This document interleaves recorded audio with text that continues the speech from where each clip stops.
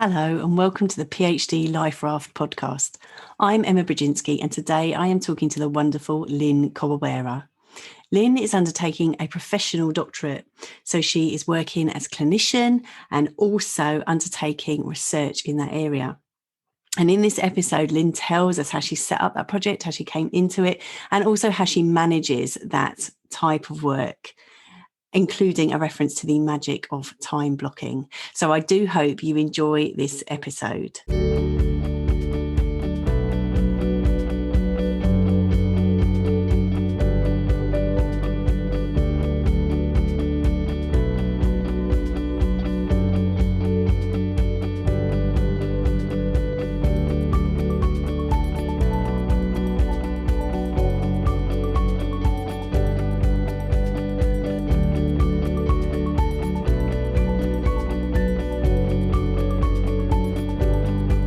Good evening, Lynn. Hello. It's so lovely to have you here. And thank you so much for being here on such a hot evening. This is probably going to go out when it's much colder, and we'll be looking back on these days going, how wonderful it was when it was so hot. Whereas at the moment, we're just like, it's too sticky. So thank you for being inside in the stickiness and talking to us. So we came across each other via your Instagram, which is awesome. Research with Lynn. If you haven't come across this before, we'll put all the links in the show notes. But it's such a fabulous energy that you give off. It's very funny, but also has really useful material in it. And I was like, oh, I hope that she would come and talk to us because you've got so much good stuff to share. And then you said yes. So hooray for that. And thank you. So we always begin with people telling us a bit about their own story. So can you tell us about your PhD journey?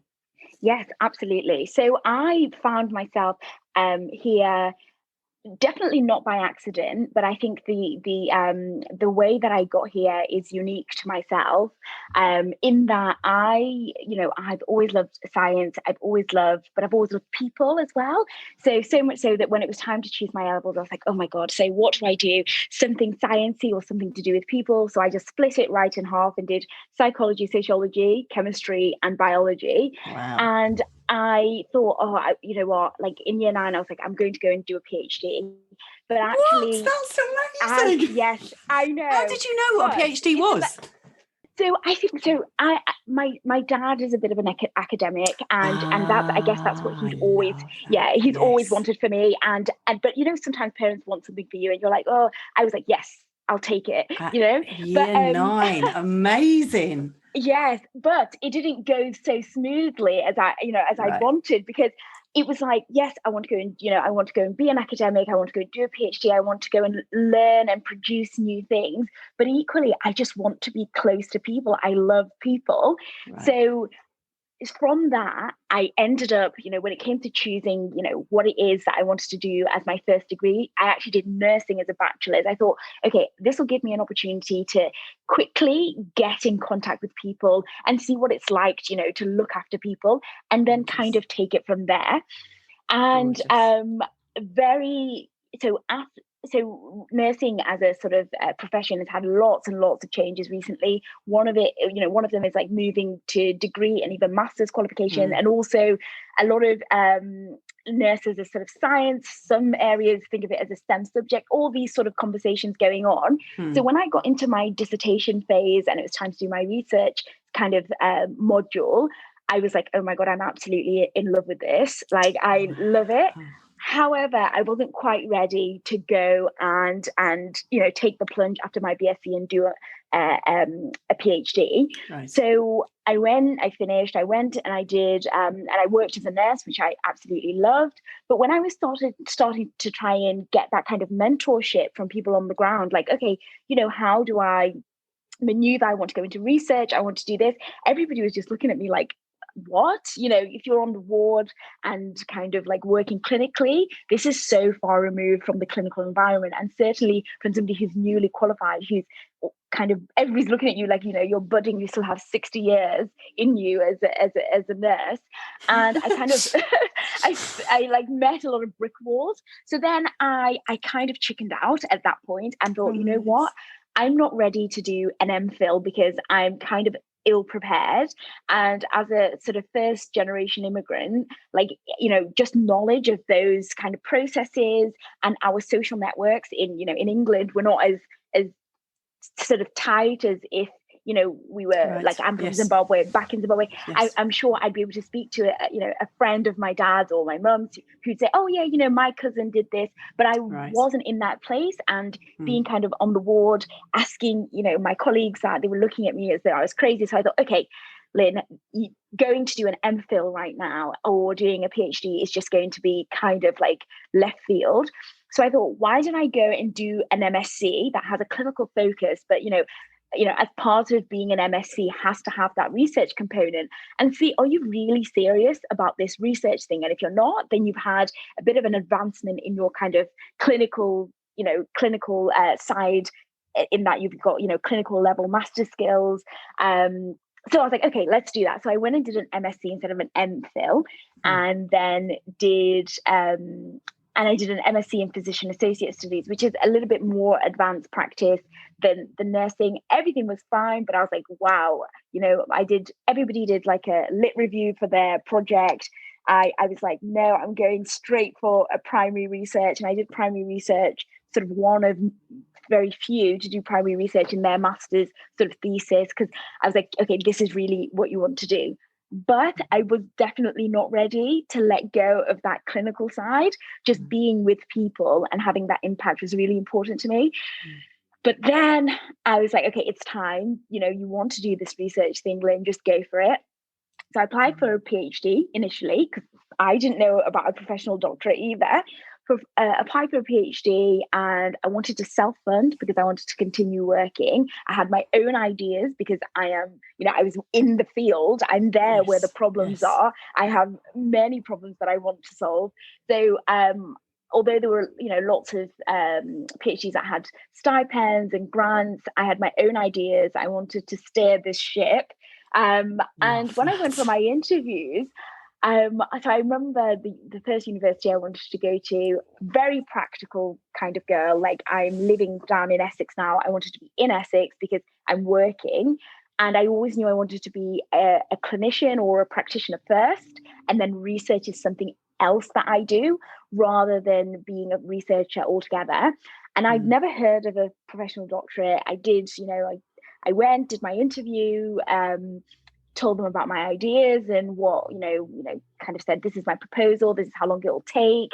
Really naive when I look back now. And I remember they deliberated for the longest time. And I thought, oh my goodness, are they thinking of how to let me down? So, and actually, that what they did was actually suggest, you know, a professional doctorate would be the best route given the focus of your research. So really, that's how the kind of convoluted way of how I got here. I love that. What I love as well is the way in which you're talking to yourself and you're saying, this is what you want to do. Like, literally you're saying in that account, or kind of like, come on then, this is what you want to do. It's so gorgeous in terms of giving yourself smart advice, steering yourself. And as you said, I love what you said about wanting to steer the ship.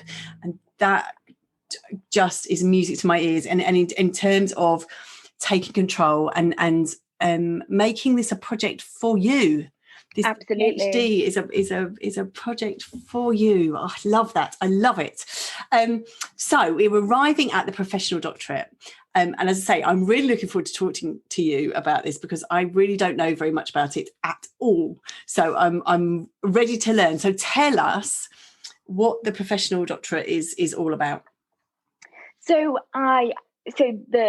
the best ways, I mean, you know, whenever we're trying to kind of describe something, it's always very extreme, isn't it? You know, so like in comparison to the PhD, the professional doctorate would, what I love to say, or what I've heard being said, and I think it just really encapsulates it, is that it's a doctoral level degree for professionals who want to research rather than professional researchers. So it's really targeted for those people who are or have already started their career and are quite experienced in that career, and want to solve, you know, want to do something at sort of doctoral level that's going to solve a practice-based problem. rather than, in the same, even if you chose the same topic, a PhD, some looking at extremes would say, it will add to the sort of theoretical knowledge, whereas there's an actual one problem that I would like to solve with doctoral level research. And I mean, most people, in terms of intake, I would say that is the biggest difference. So when I've been kind of like mingling and networking on the sort of PhD Instagram, who I love because they've accepted me with open arms, even though they're like, I don't know what a professional doctorate is. It's They've such really a gorgeous community, isn't it? Amazing. Such a gorgeous community. And I think listeners, if you haven't come across Instagram and the PhD community on Instagram, it is a beautiful place. And you will find people there to support and inspire you. Absolutely. So please do look that up. Absolutely. And there's it really is a great place. And I think the a lot of people, so in terms of the intake, the intake for PhD tends to be younger, not always, but predominantly tend to be younger. And actually, when you think of sort of widening participation or people who are non-traditional PhD candidates, they tend to be older. Whereas in a professional doctorate, actually, most people are older and already started their career, and doing the sort of professional doctorate only enhances it or adds a little kind of nugget to it. And life goes on while you move jobs, you do all these things, you continue with everything while studying for your doctorate. And I think most people in my cohort are older, 3 times my age, and so it's very interesting. And we have people who are, like, for example, CEOs of charities, people working in high level policy positions who they know what the problems are, they know a problem, and they want to kind of steer the ship of solving that problem that they face every day. So I think that would be the biggest difference for me.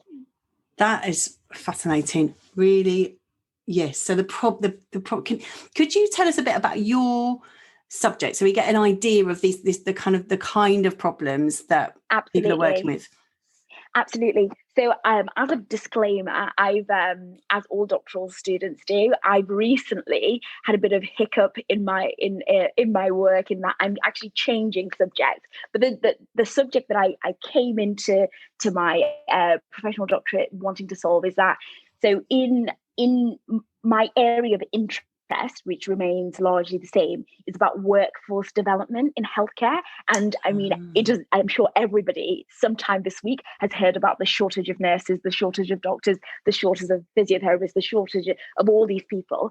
And my area of interest is, how do we actually, because people are training, but how do we retain these people? And also, how do we integrate them appropriately into the work environment? So my focus was general practice, because the general practice environment in England especially has always been practice nurse and GP. But very recently, there's been other healthcare professionals, like you can see a physiotherapist at your GP surgery now. And it's about how these people, these professionals who are established elsewhere, being meaningfully integrated into general practice. Like, what do patients feel about calling to see a GP and then being told, oh, actually you can see a physiotherapist? Equally, do the people actually understand what the role of physiotherapist is? How are the dynamics, how are the professional and interprofessional dynamics working? How does the power, the responsibility? So as you can see, it's quite a practical problem. Yes. And it's really just trying to research that phenomena, which is very novel, because these changes have just been happening in the last maybe 2 or 3 years during COVID.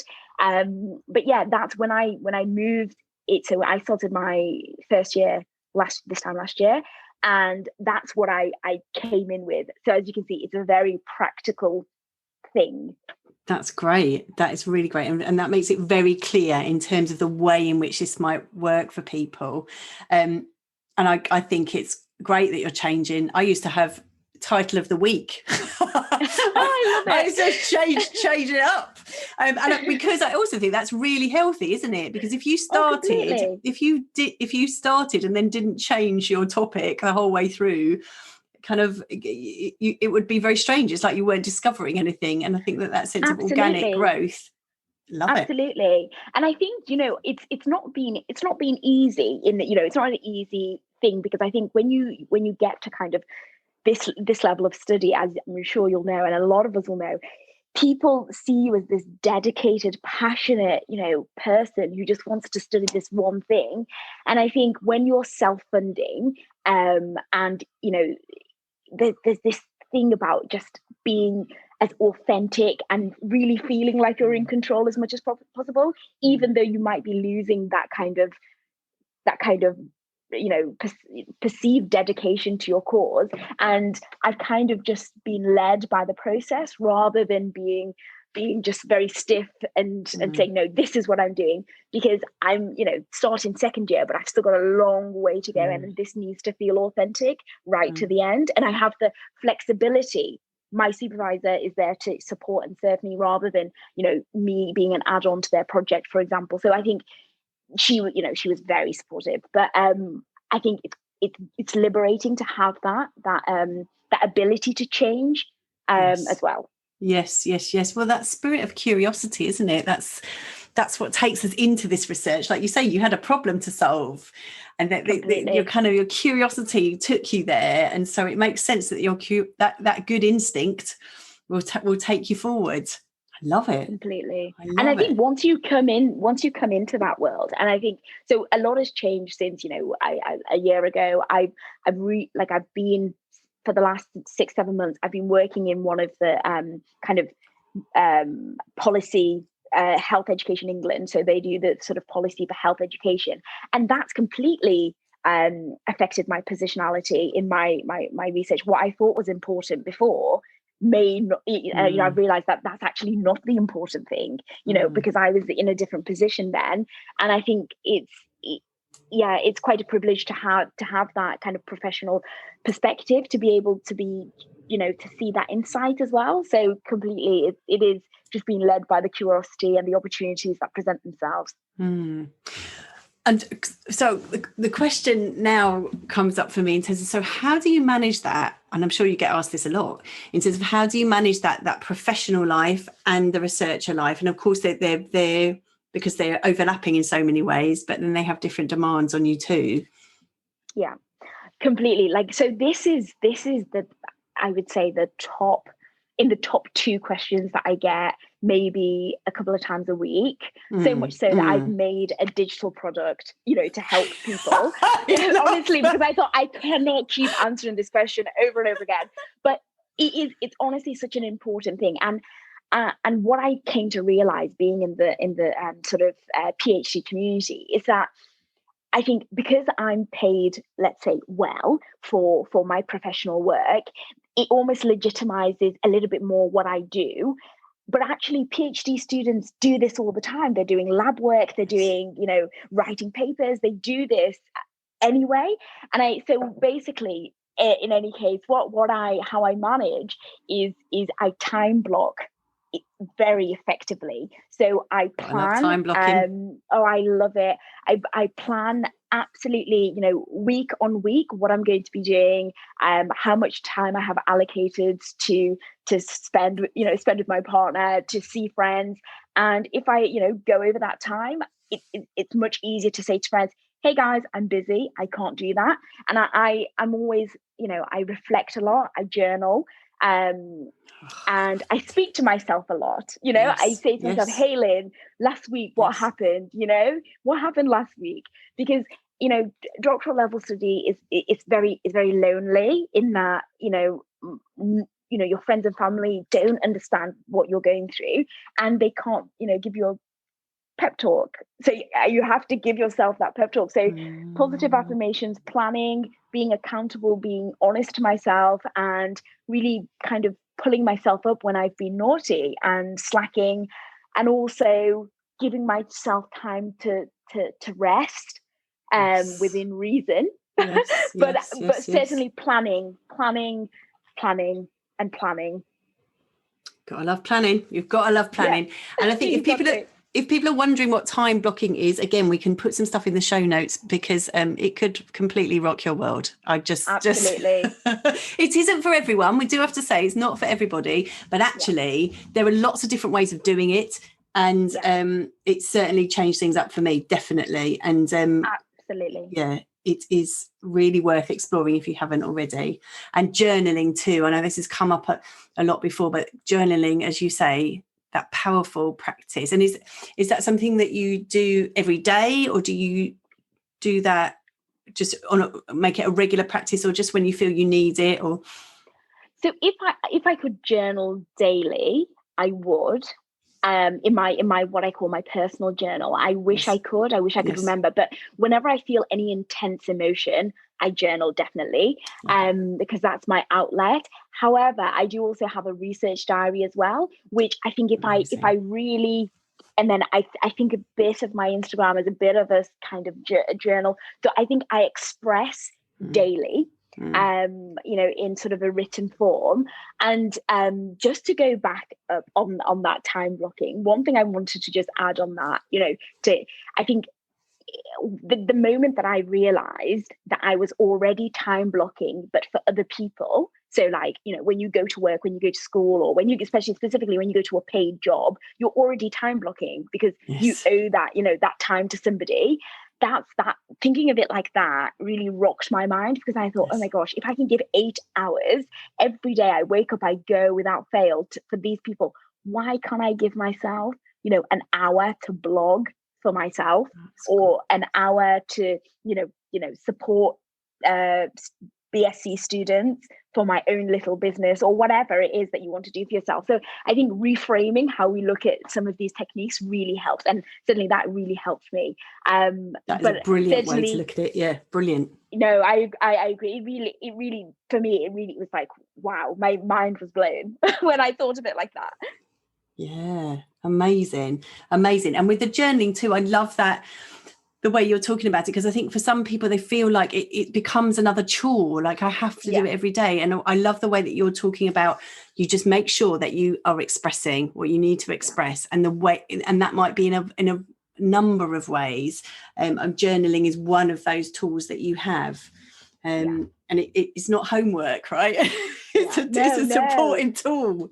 Amazing. No, absolutely not. Yeah, absolutely not. It really is. And I don't say anything profound. I don't think somebody's going to find this and publish it or anything like that. It's as simple as like how did you feel about today? And then nothing happened today, and then all of a sudden I start to feel like, wow, isn't that amazing that nothing adverse happened today? And it just reframes that, because I think I love Instagram, but that can be kind of all consuming, like something has to be happening all the time, because it seems like something is happening in other people's life all the time. But I'm just kind of reflecting on one of my just an entry that I wrote this week, and it was literally that, oh my gosh, isn't that great that nothing crazy happened today? Like nothing happened. It's good, when all sorts of adverse things are going on all over the place. Oh, I love your energy so much. I love it. Lynn, we've had so many top tips already. I feel bad asking you for another one, but I'm going to do it anyway. In terms of what would be your top tip or top tips to leave us with? I think mine would be around, I think if we hadn't talked about planning before, it would have been about planning and really taking control of your time and realizing how precious your time is. But what I'm going to say is, if you've ever thought about documenting your journey somehow via Instagram, via YouTube, if you go on my Instagram, you might think, oh my gosh, this girl has it, or she really is very comfortable here. No, I'm not. None of us are. And all the feelings that are stopping you, we are having them, and continue to have them every day. But as soon as you start posting, people will reach out to you and tell you just how much you're speaking to them and how much you're helping them. So I guess my top tip is just give it a try. Give it a try. Journal, show us your journey. It's going to be useful. Don't let it, imposter syndrome get the best of you, because everybody has something to teach somebody else. So we're kind of all waiting for you to come out and show us your studygram. So do it. Everyone has something to teach someone else. I love that, and I'm writing it down. Good. Lynn, thank you so much. That is there's just so much in there, and we will have all your information, because, as I say, I really recommend Research with Lynn, following you. And the other thing, if people aren't used to Instagram, what they'll find is if they follow you, they'll see who you follow too, and then they'll start to find their way through the community. And absolutely, as I say, we can both testify to what a gorgeous community it is. And if you're feeling alone, because that can be really common on PhD journey, then that is a great place to meet people and have support, daily support. People show up every day, don't they? Absolutely. Lynn, thank you so much for your time. I'm going to let you go and find a fan now. Honestly, I'm melting away. But we've had to turn ours off. But yeah, no, it's going straight back on. And thank you so much for having me. It's honestly been a pleasure, and I hope we can catch up again. Bless you. And thank you all for listening.